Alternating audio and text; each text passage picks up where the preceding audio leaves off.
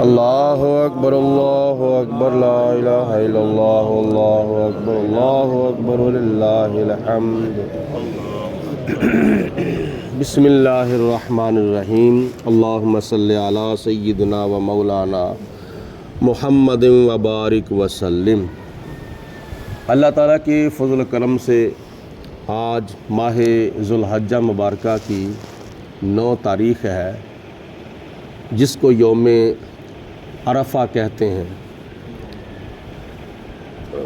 اور اس دن حجاج کرام میدان منا سے فجر کی نماز کے بعد نکل کر میدان عرفات میں حاضر ہو رہے ہیں۔ مکہ المکرمہ سے تقریباً 13 کلومیٹر پر میدان عرفات آج آپ کو آباد نظر آئے گا۔ نبی کریم علیہ السلام نے میدان عرفات میں خطبہ حجۃ الوداع ارشاد فرمایا، آج سے 1400 سال پہلے، اور آج سے کئی ہزار سال پہلے میدان عرفات حضرت آدم علیہ السلام کی بھی یادگار ہے، کیونکہ میدان عرفات کے اندر ایک پہاڑی ہے جس کا نام ہے جبل رحمت۔ جبل رحمت کے اوپر حضرت آدم علیہ السلام کی توبہ ہمارے پیارے آقا مولا حضرت محمد مصطفیٰ صلی اللہ علیہ وسلم کے نام محمد کے صدقے اللہ پاک نے قبول فرمائی تھی۔ ظہر اور عصر کی نماز جو ہے وہ ظہر کے وقت میں حاجی حضرات میدان عرفات میں ادا کریں گے، اور اس کے بعد مغرب کی نماز تک کیا کرنا ہے؟ حاجی حضرات نے صرف اور صرف دعائیں کرنی ہے، کوئی عمل نہیں کرنا، کوئی وظیفہ نہیں کرنا، کوئی ذکر نہیں، صرف اور صرف دعائیں کی جانی ہے۔ اور دعا جو ہے وہ پنجابی کے اندر بھی کی جا سکتی ہے، دعا اردو کے اندر بھی کی جا سکتی ہے، عربی کے اندر بھی کی جا سکتی ہے، اور اپنی اپنی زبان میں دعا جو ہے وہ کی جا سکتی ہے۔ اتنی لمبی دعائیں کی جانی ہیں، اتنی لمبی دعائیں کی جانی ہیں کہ ظہر کی نماز سے لے کر غروب آفتاب تک صرف اور صرف دعاؤں کا عمل ہی اللہ تعالیٰ کی بارگاہ میں پیش کیا جائے گا۔ اور قرآن پاک میں اللہ پاک کی ذات نے متعدد مقامات پر دعا کے بارے میں ارشاد فرمایا ہے۔ اللہ تعالیٰ ارشاد فرماتا ہے ایک مقام پر، وَإِذَا سَأَلَكَ عِبَادِي أَنِّي فَإِنِّي قَرِيب، اے میرے رسول علیہ السلام، آپ سے یہ میرے بندے پوچھیں کہ میں کہاں ہوں، تو تم ان کو کہہ دو کہ میں تو تمہارے قریب ہوں۔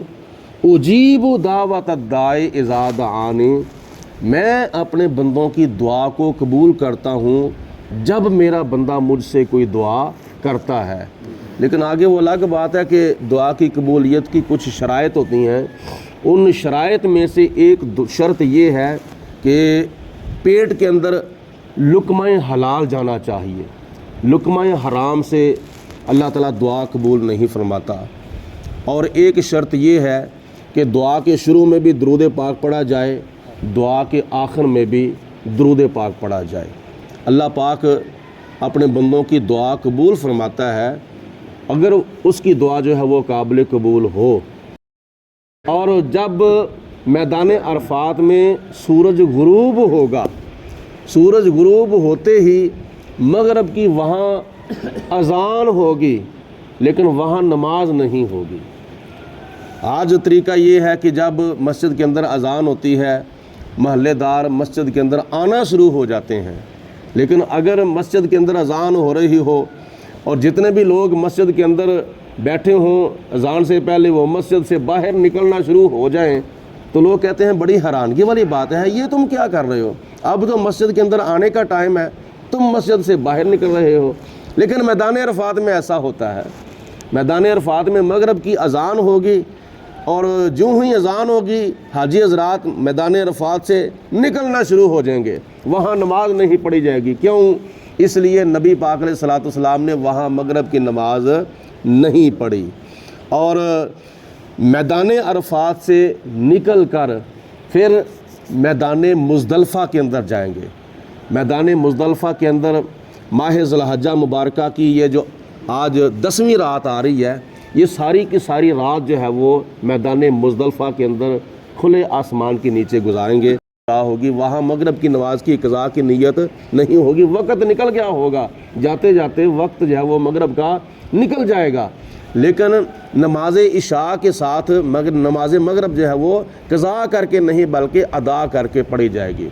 ساری رات وہاں اللہ تعالیٰ کی یاد میں اور اللہ تعالیٰ کے ذکر و فکر میں گزاری جائے گی۔ بہتر یہی ہے کہ حاجی حضرات کیا نام ہے عشاء کی نماز پڑھ کے کچھ ذکر فکر کر کے سو جائیں۔ اور اگلا جو دن ہے نا 10ویں ذی الحجہ کا، یہ حاجی حضرات کے لیے بہت ہی مصروفیت کا دن ہے، اور وہاں سے تقریباً 50 سے اوپر کینکریاں جو ہیں وہ بھی اکٹھی کر لی جاتی ہیں، اور پھر فجر کی نماز میدان مزدلفہ میں ادا کرنے کے بعد حاجی حضرات میدان مزدلفہ سے نکل کر پھر دوبارہ میدان مینا میں آنا شروع ہو جاتے ہیں۔ اللہ پاک کی ذات ہم سب کو عمل کرنے کی توفیق عطا فرمائے۔ وآخر الدعوانا ان الحمد للہ رب العالمین۔ الصلاۃ والسلام علیک یا سیدی یا رسول اللہ وعلی آلک واصحابک یا سیدی یا حبیب اللہ۔ الصلاۃ والسلام علیک یا رحمۃ للعالمین وعلی آلک واصحابک یا خاتم النبیین۔ اللہم صلی علی سیدنا و مولانا محمد طب القلوب و دوائہا و عافیت الابدان و شفائہا ونور الابصار و ضیائہا وقوت الارواح و غذائہا وعلی آلہ و صحبہ وبارک وسلم۔ یا اللہ پاک ہماری تمہاری سب کی آمین کے صدقے یا اللہ پاک ہماری دعا کو قبول و منظور فرما۔ یا اللہ پاک ہم سب کی نماز فجر کو اپنی بارگاہ میں قبولیت کا شرف عطا فرما۔ یا رب العالمین ہم سب کو دنیا اور آخرت کی کامیابیاں عطا فرما۔ دنیا کی چند روزہ زندگی ذکر و فکر میں، تقوی پرہیزگاری میں، خوف خدا میں، عشق مصطفیٰ میں، عقیدت اولیاء میں گزارنے کی توفیق عطا فرما۔ یا رب العالمین ہم سب کو مرتے وقت کلمہ پڑھنا نصیب فرما۔ زندگی شان کی عطا فرما، موت ایمان کی عطا فرما۔ سب کے کاروبار میں، مال جان میں برکتیں، رزق حلال میں وسعت عطا فرما۔ یا رب العالمین جو بیمار ہیں ان کو شفا عطا فرما۔ یا اللہ جو مقروض ہیں ان کو قرضے سے چھٹکارا عطا فرما۔ یا پروردگار عالم جو بے قصور قیدی ہیں ان کی رہائی کے اسباب پیدا فرما۔ الہ العالمین غیروں کی محتاجیوں سے بچا۔ حضور نبی پاک علیہ الصلوۃ والسلام کی سچی محبت عطا فرما۔ وصلی اللہ علی حبیبہ محمد و آلہ و صحابہ اجمعین برحمتک یا ارحم الراحمین۔